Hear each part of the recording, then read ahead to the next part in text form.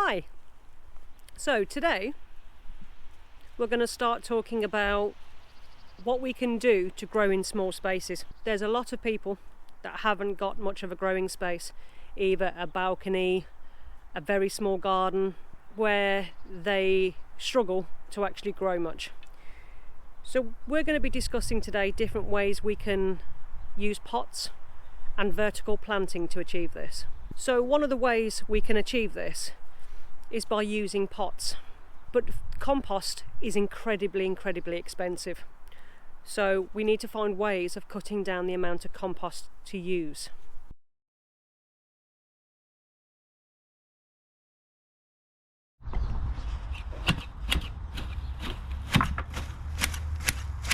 The best way to do this though is dry leaves and a lawnmower.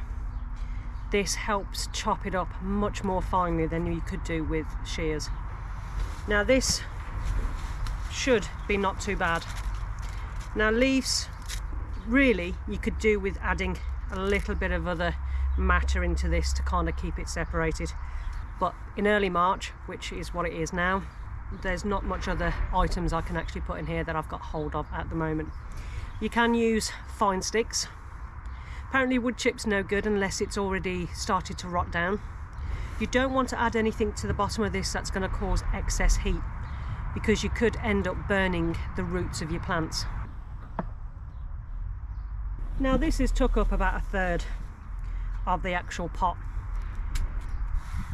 which if you're having to do lots of pots all over, cutting down even the small amounts of compost makes a big difference. Now this is what I'm going to use inside my plant pot that I've got my leaves in. But you don't want them as whole leaves. It will cause issues with drainage as the leaves rot down and mat together.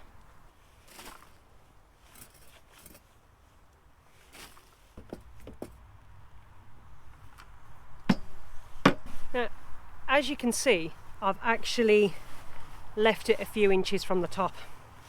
Now I've got enough depth of compost in this to actually plant in absolutely fine, and there's no rules to say that you have to plant to the very top of a pot.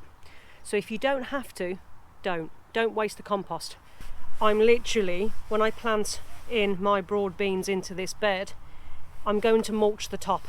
Being a black pot, this will attract the heat in a hot summer. Now in this pot I'm going to be planting these dwarf broad beans, and then later in the year this will be used for something else. So these are actually good rootstock on these.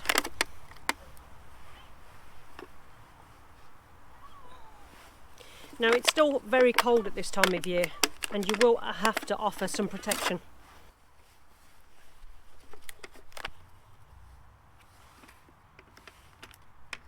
But what you can do is put bamboo canes in on the outside and tie string around it.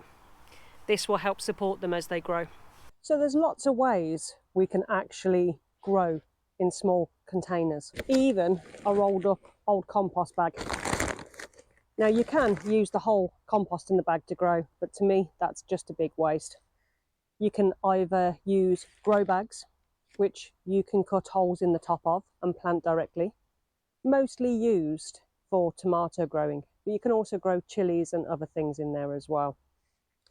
The importance with the grow bag though is to have it off the floor if you're on concrete, because it needs to be able to free drain. So poking a few holes in the bottom with a garden fork will help this happen. Having it raised with a little bit of wood will allow that water to free drain out. With something like this, you can roll it down, you can actually fill it to the depth that you actually want. And you'd be able to grow a couple of little items in here.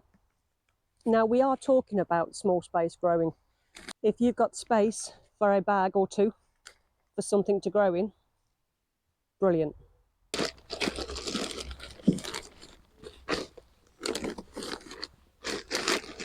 So growing in a compost bag, you could actually plant potatoes, and as they grow, keep adding compost.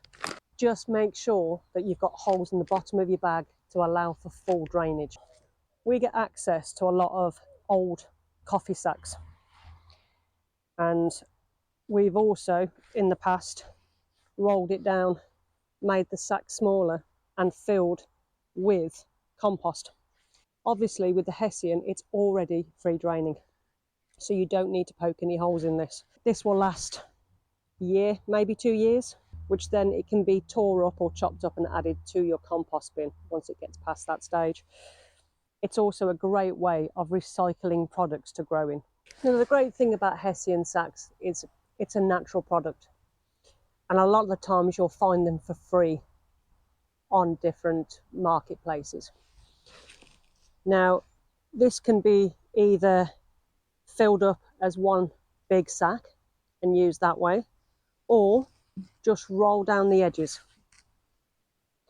to make the sack the size that you actually want.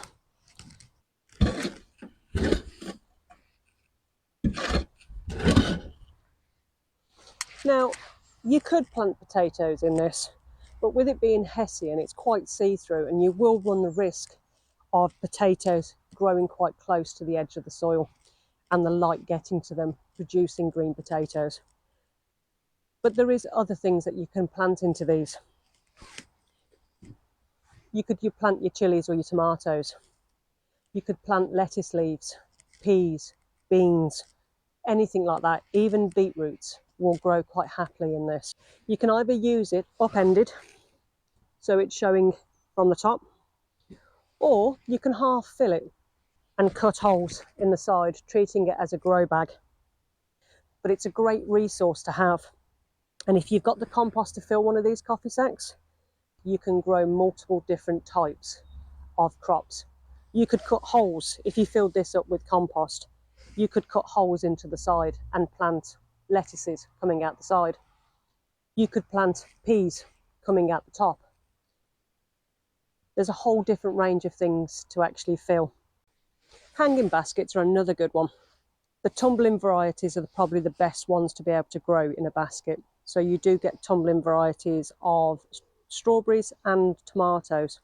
The good thing about using a basket is it keeps a lot of the pests out of there as well. The only thing you have to contend with is the birds, but draping a little bit of fruit netting over the top dramatically reduces the risk of this. So, what else can you grow in? Well, I've done hanging baskets out of wellies before. Truly unique. I used to do them about 10-15 years ago. I don't do so much of them anymore because I've run out of wellies. But anything that's going to hold your soil. Now, even the crates that you see in the supermarkets, if you can get any of those free, they can be lined with a bit of Hessian on the bottom and topped up with compost. You can grow into those really, really easily and really well.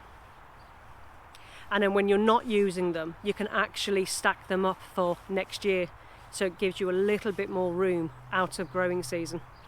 The good thing about using small containers and pots, that if we have severe weather, you can always take them into a more secluded position.